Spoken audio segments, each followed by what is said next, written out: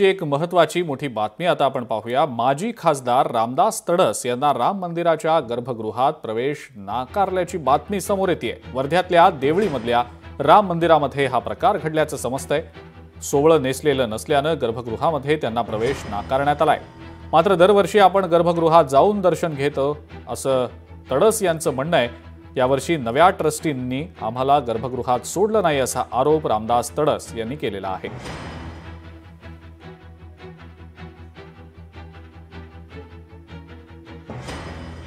भूपेश बारंगे आपले प्रतिनिधी या संदर्भातली अधिक माहिती आपल्याला देत आहेत। भूपेश, रामदास तडस यांना राम मंदिरातल्या गर्भगृहात प्रवेश नाकारल्याचं समजतंय आणि यावर तडस यांनी तीव्र नाराजी देखील व्यक्त केल्याची माहिती मिळतेय। नेमका प्रकार काय घडलेला होता?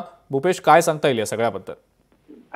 नक्कीच सर, आज रामनवमी होता, सण होता आणि प्रत्येक मंदिरामध्ये रामनवमीच्या जय जय श्रीरामचा आज हे करणार होते, म्हणजे दर्शनासाठी सर्वच लोक जाणार होते। त्यातच वर्ध्याचे माजी खासदार रामदास तडस हे आज दर्शनाला गेले होते।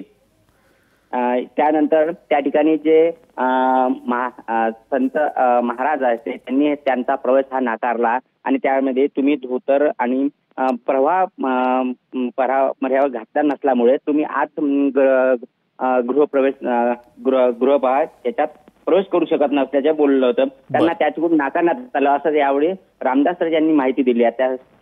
ठीक आहे भूपेश, धन्यवाद सविस्तर माहिती दिली त्याबद्दल।